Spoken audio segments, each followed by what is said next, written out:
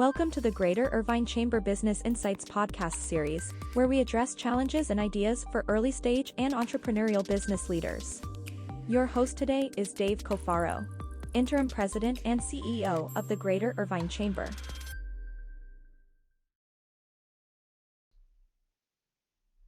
Well, hello, folks, and welcome to the Greater Irvine Chamber Business Insights podcast.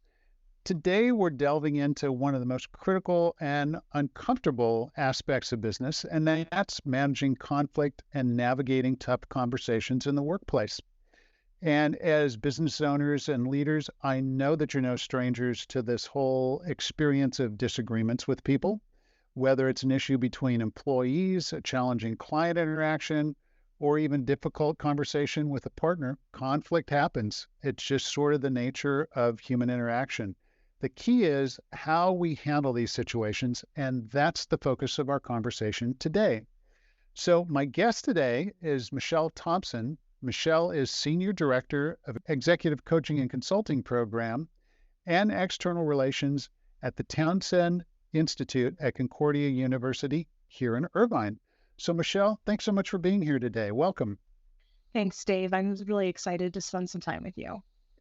This is a topic that everybody has experience with. And so my goal for this conversation is we're going to learn how to come out of those experiences better off than before today's podcast. So just to kick things off, would you share a little bit about your background and what drew you into this specialized area of conflict resolution in the business world? Absolutely. My background is quite eclectic. If you look at the industries that I've been in nonprofit, I've been in for-profit, and now I'm working in higher education. The theme of all of those places has been that I've always had a leadership role in some way, developing people, developing the organization, really bringing strategy to life, whether it's for the organization or for people. And I have come to love this concept of conflict. Not many people say, oh, I love conflict. But one of the things that I have absolutely positively learned is if there isn't conflict, there's very little chance or hope of things growing. So why many of us tense up and get afraid of conflict, if we can learn how to befriend conflict and actually see it as a pathway to growth and development, we actually really can move exponentially further in our relationships and within our organization. So as you're saying that, it feels like that's kind of a whole different way of thinking about this concept of conflict, which for a lot of us, you start just feeling that tension rise inside saying, oh, good grief, I got to deal with this and I don't want to. From your experience, what are the most common types of conflict that seem to come up in the workplace? Yeah. So many of the conflict things in workplaces come down to lack of trust, that people aren't sure what another person is doing. And so whether they feel like that maybe their role or their reputation is at threat, whether they feel like that they don't understand what's moving forward and they're afraid to make a misstep in there. And conflict will come into, I think people expect conflict to be an external piece, but actually conflict starts completely internally. And so it depends on each individual and what are they wrestling with, what's their perception of an issue. And if that's uncomfortable when they perceive it, that's when conflict begins. I want to go deeper into that. So is the theme here that when we face conflict, the way we're reacting to it is coming from within us, not from outside? Absolutely. The reaction that we have is a signal. It's a great way to signal, hey, something's going on. If you feel anxious, it usually means, hey, pause, look at this, something may not be right.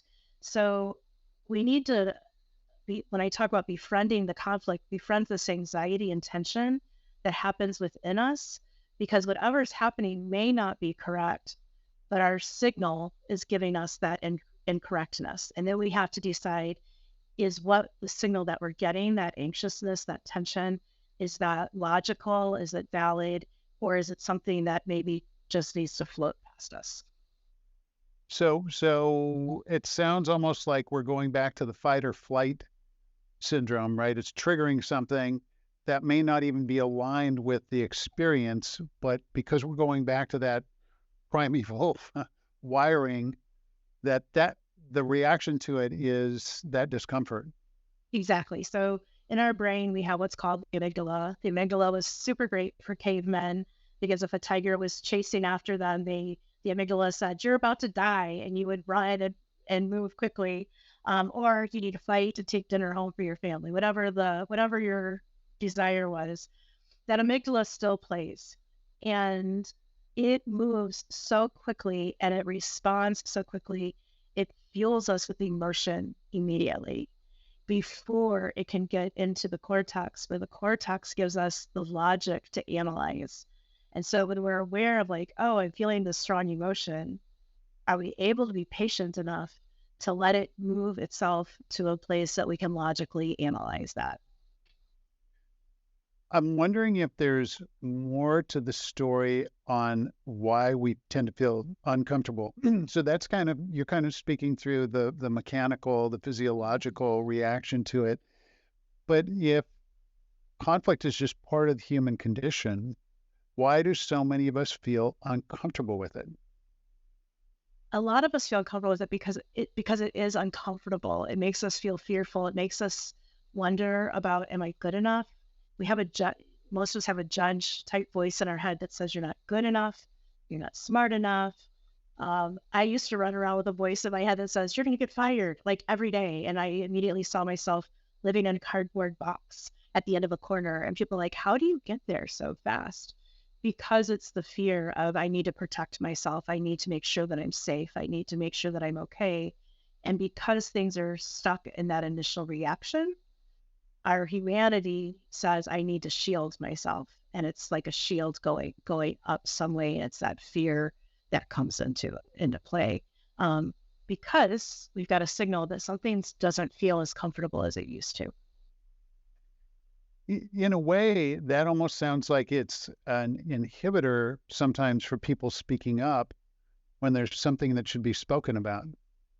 Absolutely, because people sit there and say, oh, if I say what I really want to say, then people may not like me. It goes back to hearing that voice that says, you're going to be wrong and you shouldn't be wrong in front of these people. If you say something wrong or incorrect in front of the boss is going to think less of you. Instead of being able to take this twist and turn on it and saying, what if I'm right? Like, I might be wrong, but on the other side of I might be wrong is I might be right. This might be information that other people need. I might be seeing things from a different perspective. And so if we can begin to say, okay, I'm having an instant reaction in this fearful moment of that I'm feeling kind of attacked or that something's uncomfortable for me right now, I need to pay attention to that and say, how can I frame this so it doesn't feel like something's pushing against me, but it's an opportunity to reach out and share a different point of view. That's so important. And I think, for people at all different points in their career, there may be different variations on that theme of feeling uncomfortable. I don't want to put something out if there's a chance that it's rejected. I have to be right because that makes it seem like I'm good at my job. The reality is kind of the opposite, right? I mean, it seems like there's a good dimension to vulnerability, taking that risk of putting something out, even if it isn't the right thing for the situation, but putting out the idea, and then maybe other people can build on that and advance the idea. So I think some of this sort of distills into emotions. What role do emotions play in conflicts, and how can we manage our feelings, particularly when we might be involved in something that's a highly emotional interaction? Yeah. Emotions move us, and we have to acknowledge our emotions. The worst thing you can do is deny your emotions or try to stuff them away. As humans, we have to say we are emotional creatures and they're going to come into play. So here's just a couple of thoughts that I have about that. One, if your emotions feel heightened, it is okay for you to say to another person or say, hey, I think we need to take a break here. If we're in a meeting and tensions get high and there's some anxiousness or just that tension that's really coming at, the leader would be wise, or someone else would be wise to recommend, hey, this has been a lot of discussion. Let's take a break. Let's let everyone get some water and kind of walk away from it.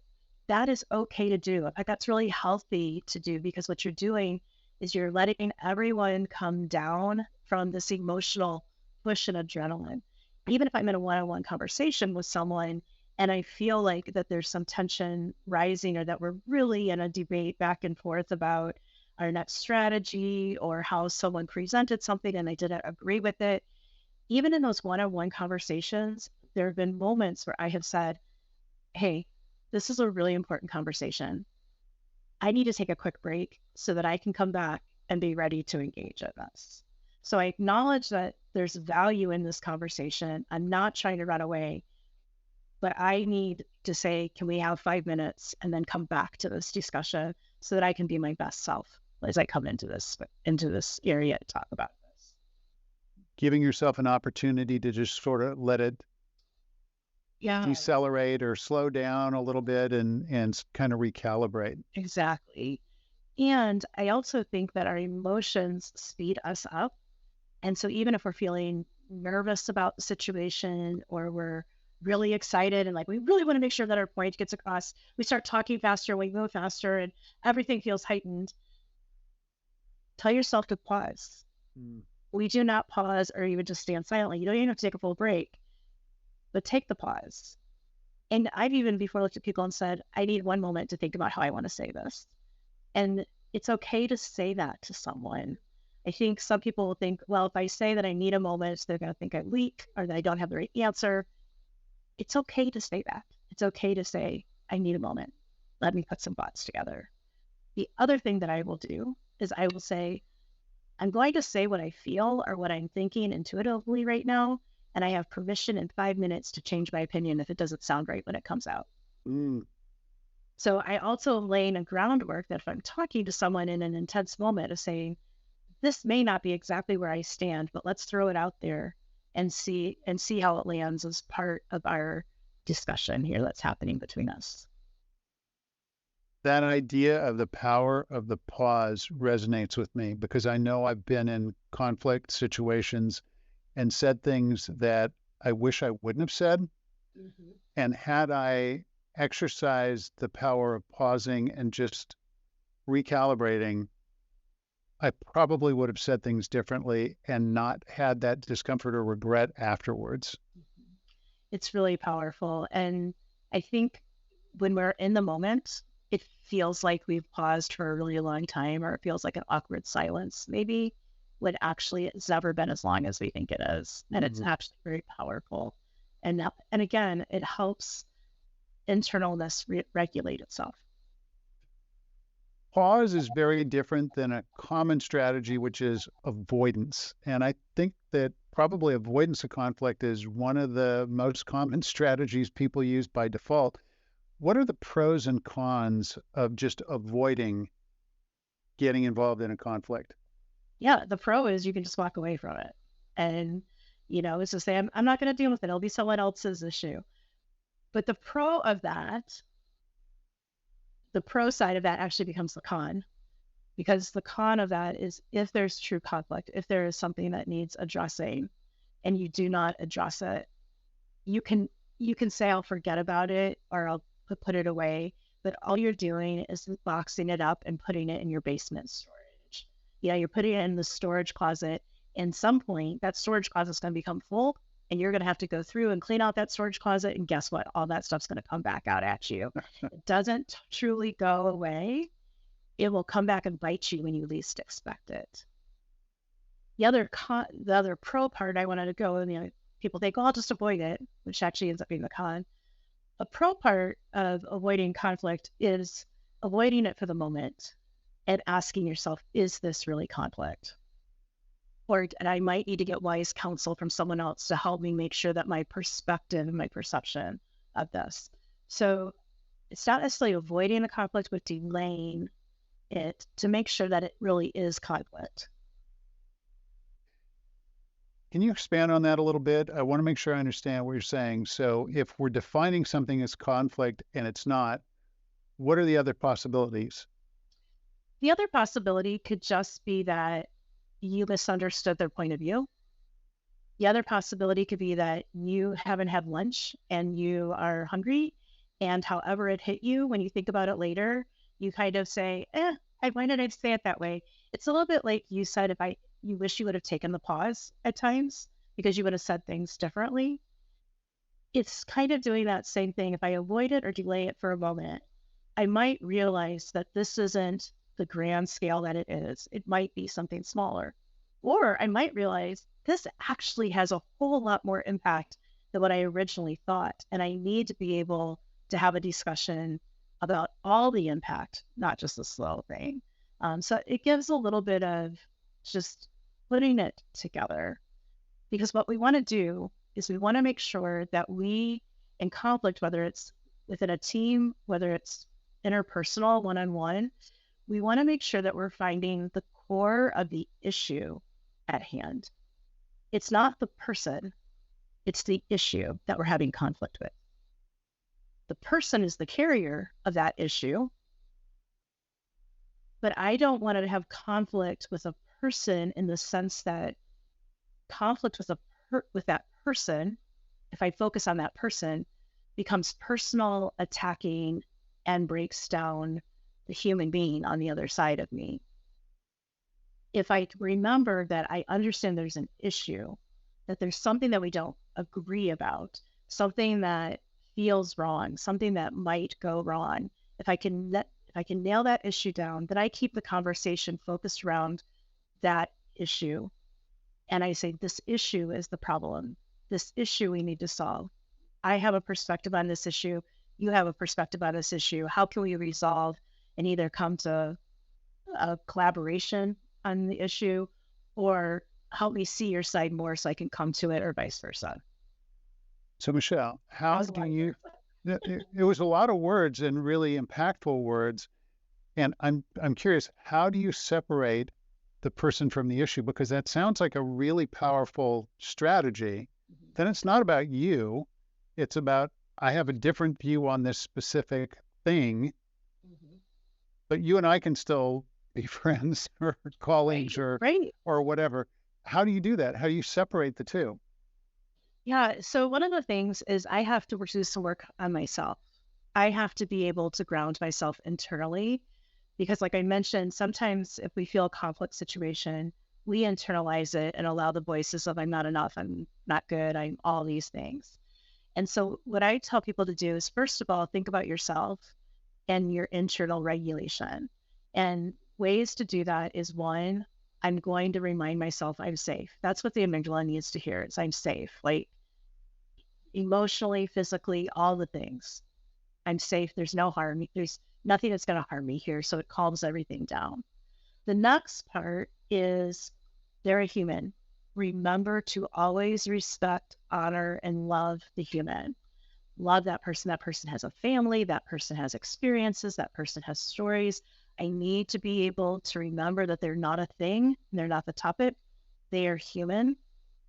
And at the end of the day, connection is the most important thing.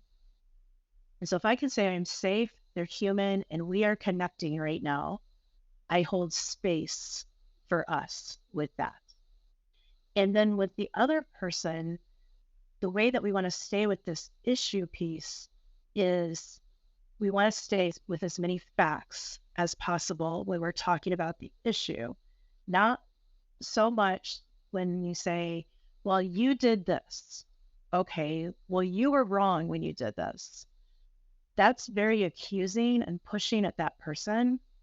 And it puts a lot of blame on that person, which that person's going to do a couple of things. They're going to go into guilt and shame, or they're going to want to start going to defensive mode. And then you're cutting down the decision and everything's just escalating. If I can remember that I'm trying to connect with this person, I can change it and say, I began to feel anxious, or I wasn't agreeing with you when you said X, Y, Z.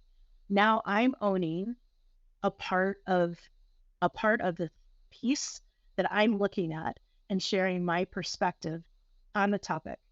And I'm sharing how their input, how their action came across to that topic, but I'm still not pushing back against them.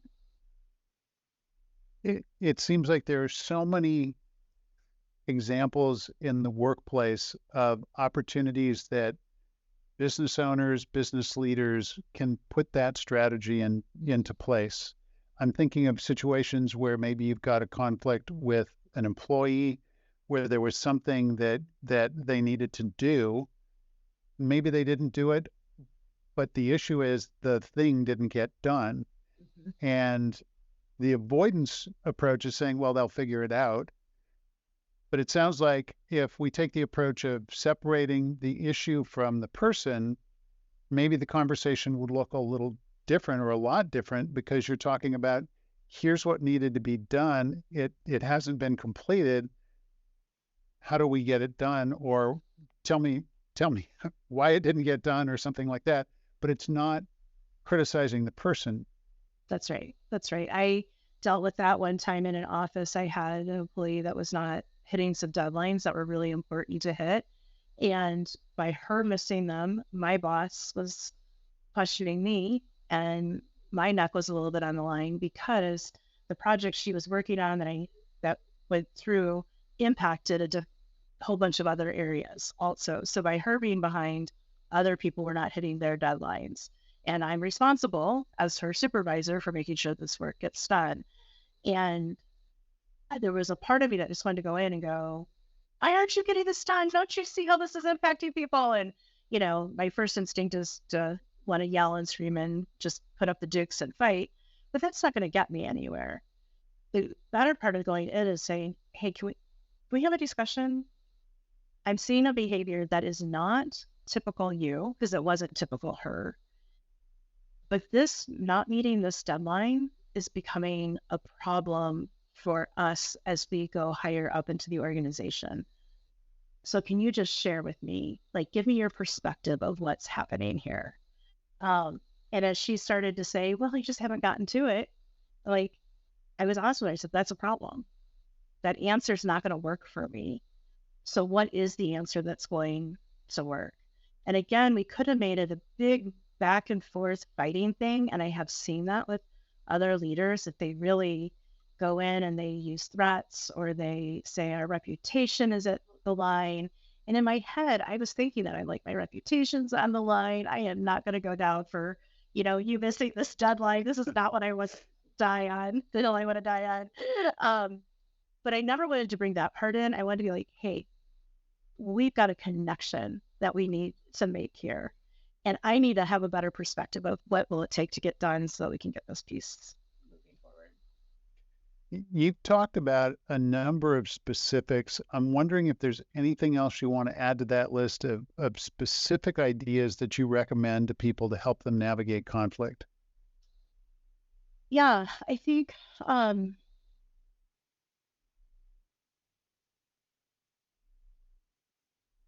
acknowledging yourself in it. When you know that you can say, this is my perception, this is what it made me feel.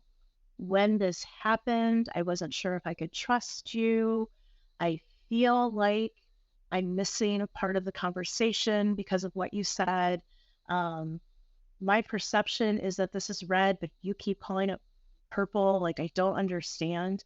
And so making sure that we own that piece of the conversation.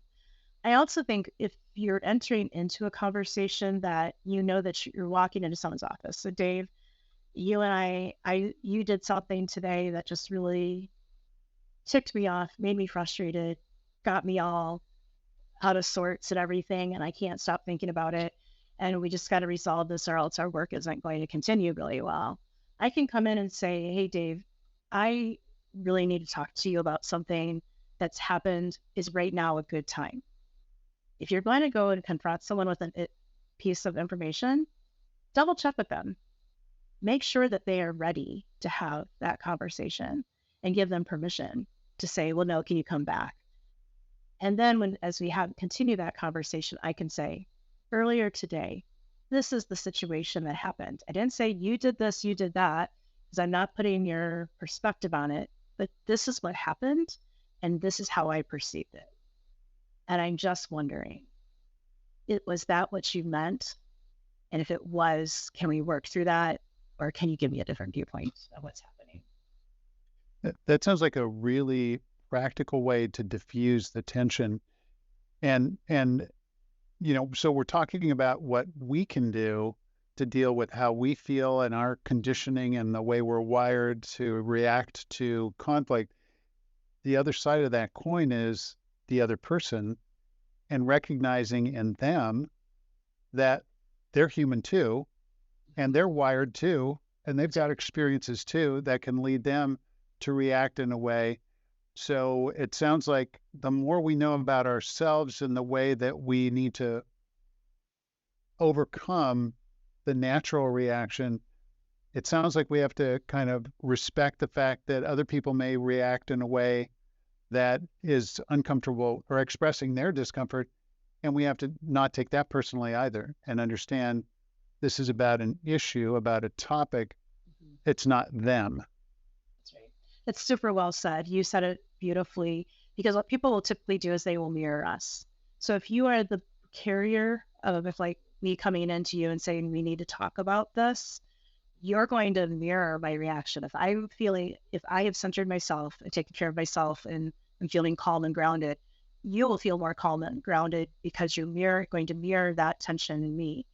But if I come in hyped up, or if you begin to feel hyped up, it's really important for me to say, okay, you know what, Dave, I realize I just sprung this on you.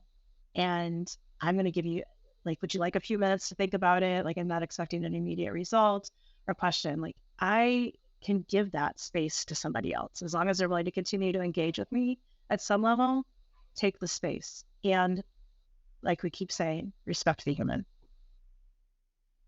What are some of the most common mistakes that you hear people making when they're trying to navigate conflict at work? And what can be done to sort of change the trajectory of those things? Mm-hmm.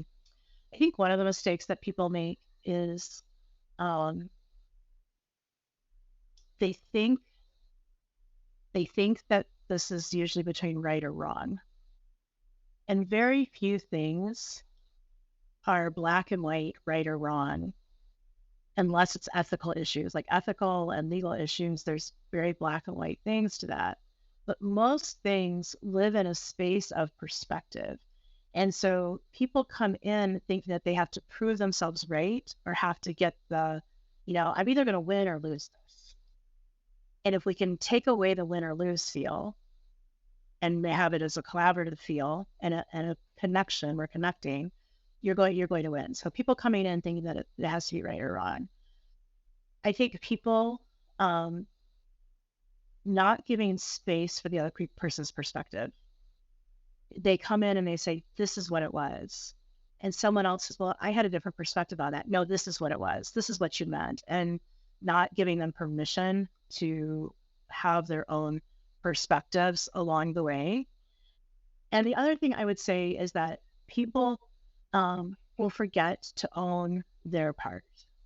Because through the discussion, again, I'll go back to an example of like saying if you and I had an issue and as we talked, I realized that I misunderstood something that was happening this morning. And so you really weren't trying to do anything against me or make me feel bad or hurt my work or anything else. I can own that and say, Dave, thank you so much for having this conversation. I'm going to own the fact that I think I reacted a little bit strongly to that. And I really appreciate the fact that you took the time to have this discussion with me. And even for the other person to say, thank you so much for coming to me. I own the fact that maybe I wasn't aware that I was doing that. And so thank you. I'm going to be more aware of that in the future. But lots of times we just don't own part of it. We walk away, try to place it on somebody else, and we always have a part that we can own. One of the things I'm most curious about, Michelle, is I hear you talking about these strategies and they sound so impactful. You are a trained professional and you train people in these techniques. Does it get easier over time? Absolutely. This is like building a muscle. This is like building a muscle. In fact, again, an example from my leadership days, I had an employee who was such a people pleaser. Such a people pleaser, would say yes to so many things. And it was really causing problems. And what was happening is the person would come in and have meetings with me, and we would be in alignment and agreement with the things that were going to move forward. And they walk out in this complete agreement and then went and did nothing that we talked about, did almost the complete opposite of what we talked about. And I would keep saying, why are you doing this? Why are you doing this? Well, come to find out, there was a cultural piece. And when I started to learn, he's like, culturally, I'm always supposed to say yes to my elders and to those in authority. He said, but I really want to do it this way. And I'm okay, I'm going to respect. How do we come to this place where I can respect your culture, help you feel okay about your culture, but that when you walk out, we truly are in agreement. And he and I actually came up with a plan that he had to say no to me 3 times within a month. And I was like, I said, you're going to have to look at me and go, no, 3 times. And it was a way just to practice that for him to learn that no is not harmful, or I can have a different opinion. So it's one way to build the muscle. The other thing that I really encourage people to do, especially when you're starting out, is use role play. So Dave, like, what if I had a really hard conversation coming up with somebody and I really didn't know how it was going to go? I could call you as a close friend and say, Dave, I need you to be here for me for a second. Would you role play this with me? And let me practice saying these words. One of the reasons conflict is hard, or having these discussions is hard, is because we're not used to using the words, and we're not used to being comfortable and hearing the words come out of our mouth. And when we hear them, we shudder at our own words. So if I can role play and practice saying the words and get your feedback on that, now I'm normalizing it. Now the words don't sound as foreign to me when I go in with someone else.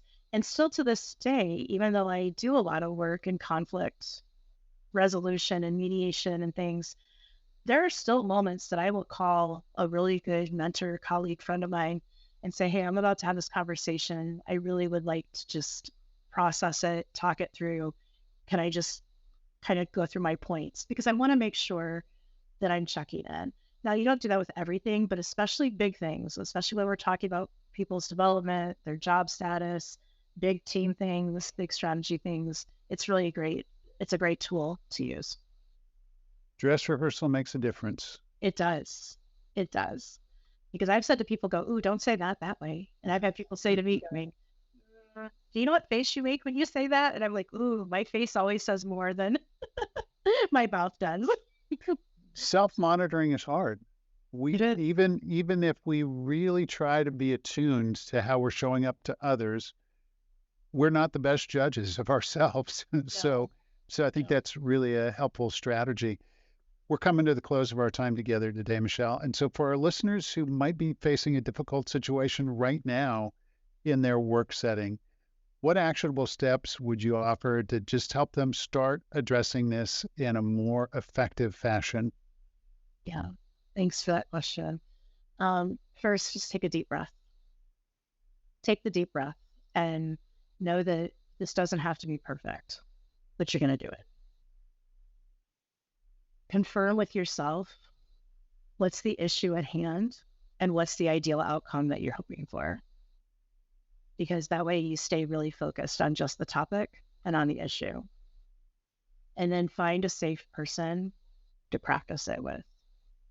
Those are the best ways for us to begin to normalize things. And then I would add to that, I know we keep coming back to this, is think about that person as a human.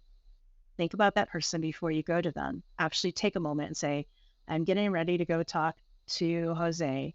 And Jose is the dad of 3 beautiful girls, and he works really hard.